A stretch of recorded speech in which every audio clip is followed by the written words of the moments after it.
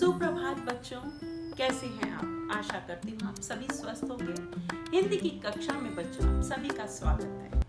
बच्चों, आज हम स्पर्श भाग 2 में से पाठ 3 तंतारा वामीरो कथा का सार विस्तार से समझेंगे। इसके लेखक हैं लीलाधर मंडलोई। यह पाठ बच्चों अंडमान निकोबार द्वीप समूह की एक लोक कथा पर प्रचलित है। अंडमान निकोबार का अंतिम दक्षिण द्वीप है लिटिल अंडमान, जो कि पोर्ट ब्लेयर से 100 किलोमीटर की दूरी पर स्थित है। इसके बाद निकोबार द्वीप समूह की श्रृंखला आरंभ होती है, जहां पर निकोबारी जनजाति का आदिम संस्कृति केंद्र है। उसके बाद बच्चों निकोबार का जो प्रथम द्वीप है वो है कार निकोबार, जो लिटिल अंडमान से 96 किलोमीटर की दूरी पर स्थित है। बच्चे, ऐसे माना जाता है कि पहले ये दोनों द्वीप एक थे, लेकिन इन दोनों द्वीपों के अलग होने के पीछे एक लोक कथा प्रचलित है। ऐसा कहा जाता है कि बहुत समय पहले ये दोनों द्वीप एक थे, लेकिन बच्चों धीरे धीरे किसी कारणवश ये जो द्वीप थे वो दोनों अलग हो गए। जब ये दोनों द्वीप एक थे तब वहाँ पर एक सुंदर सा गांव था, और उस सुंदर से गांव में एक नेक व सुशील और समझदार आदमी रहता था, जिसका नाम था तंतारा। तंतारा बहुत ही नेक और ईमानदार था। वह सभी लोगों की, अपने गांव वासियों की सेवा करता था, उनकी हर समय मदद करने को तैयार रहता था। केवल गांव वासियों की नहीं बच्चों, वो अपने पूरे द्वीप के लोगों की भी वो सेवा करता था। इसलिए सभी द्वीपवासी उसका आदर करते थे। बच्चों ये जो तंतारा था ये एक पारंपरिक पोशाक में रहता था, और उसके साथ एक तलवार कमर में बांधे रखता था, जिसका वह उपयोग तो नहीं करता था, लेकिन ऐसा कहा जाता था कि इस तलवार में एक जादुई शक्ति है, एक देवीय शक्ति है। बच्चों, एक दिन कहा जाता है कि एक दिन वो बहुत ही मेहनत करने के बाद जब थका थका महसूस करने लगा तो वह समुद्र के किनारे चला गया, और उस समय सूरज डूबने को था, पक्षी अपने घर जा रहे थे, और तब वह समुद्र की लहरों के पास बैठकर सूरज की जो अंतिम किरणें थी वह समुद्र पर निहार रहा था। उसी समय उसके एक मधुर गीत उसके कानों में टकराया, और उस मधुर गीत से वह अपनी सुध बुध खोने लगा, और उस गीत की तरफ ही वह बढ़ने लगा। कुछ दूरी पर वो देखता है कि एक युवती बहुत ही सुंदर श्रृंगार गीत गा रही है। तभी अचानक समुद्र की लहर ने उस युवती को भिगो दिया, और वो युवती एकदम से हड़बड़ा गई और अपना गाना गाना भूल गई। तभी तंतारा उसे कहता है बार बार कि गाना गाए, लेकिन जैसे ही युवती को जब होश आता है तो उसे लगता है कि ये कौन है पुरुष जो मुझे बार बार मुझसे ऐसा प्रश्न कर रहा है। तब तंतारा को अपनी भूल का एहसास होता है, और वो वामीरो से माफ़ी मांगता है, और फिर उसका नाम जानने के लिए कहता है।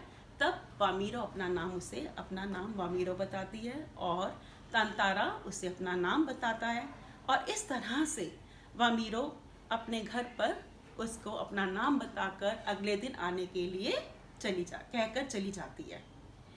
जब बच्चों वामीरो अपने घर पहुंचती है तो घर पहुंचकर वह बेचैन हो जाती है, क्योंकि उसने तंतारा के व्यक्तित्व में ऐसे गुण पाए थे जो कि वो अपने जीवन साथी के लिए जा रही थी।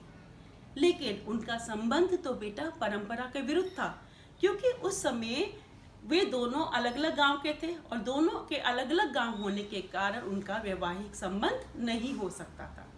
तो उनका संबंध परंपरा से विरुद्ध था। इसलिए वामीरो ने सोचा कि अब मुझे तंतारा के बारे में नहीं सोचना चाहिए। ऐसे ही बच्चों दोनों की रात जैसे तैसे बीती। अगले दिन फिर तंतारा उस समुद्र किनारे जाकर उसका इंतज़ार करने लगा, तो वामीरो भी धीरे धीरे उसके पास वहीं पर समुद्र के किनारे मिलने आ गए। अब धीरे धीरे दोनों एक साथ रोज मिलने आते। तभी लापती के युवकों ने उनके दोनों के प्रेम को भांप लिया, और वे दोनों उन्हें समझाने लगे, लेकिन वो दोनों तांतारा और वामीरो अपनी बात पर अड़े रहे। वे तो किसी की बात ही नहीं सुनना चाहते थे। वो तो चाहते थे कि बस हम दोनों को मिलने से कोई ना रोके। इस प्रकार बेटा वे दोनों मिलते रहे आपस में, और धीरे धीरे ये बात पूरे गांव वालों को पता चलने लगी। कुछ समय बाद जैसे ही पासा गांव का था तांतारा बच्चों, तब तांतारा के गांव में पशु आयोजन हुआ, पशु पर्व आयोजन किया गया। और पशु पर्व आयोजन में पशुओं के प्रदर्शन के साथ साथ युवाओं की भी शक्ति का प्रदर्शन होता था। और युवाओं की शक्ति के प्रदर्शन में के लिए बहुत से युवक आसपास के गांव में आते थे, और वहां से उस गांव में आकर जब इकट्ठे होते थे तो आपस में गीत संगीत व भोजन का आयोजन किया जाता था। सभी कार्यक्रम उस गांव में होने लगे, लेकिन तांतारा का मन तो किसी भी कार्यक्रम में नहीं लग रहा था। उसका मन तो वामीरो को ही ढूंढने में लगा हुआ था। शाम होते होते उसने देखा वामीरो उसके पास आ गई है, लेकिन तांतारा को देखते ही वह रोने लगी। और इतने में वामीरो की माताजी पीछे से आई और उन्होंने तांतारा को भला बुरा कहने लगा और उनका अपमान करने लगी। और इस तरह से आसपास के गांव के लोग भी तांतारा का विरोध करने लगे। इस समय तांतारा बहुत दुविधा में पड़ गया। तांतारा को बहुत दुख हो रहा था कि वह कुछ नहीं कर पा रहा था, अपने आप को असहाय महसूस कर रहा था। तभी उसने अपने क्रोध को शांत करने के लिए एक लकड़ी की अपनी तलवार बाहर निकाली और धरती पर घोंप दी, और धीरे धीरे उस धरती से उस तलवार को खींचने लगा। और जिस तरह से दो दीप के दो टुकड़े हो गए, और एक टुकड़े की तरफ तांतारा था और दूसरे की तरफ वामीरो।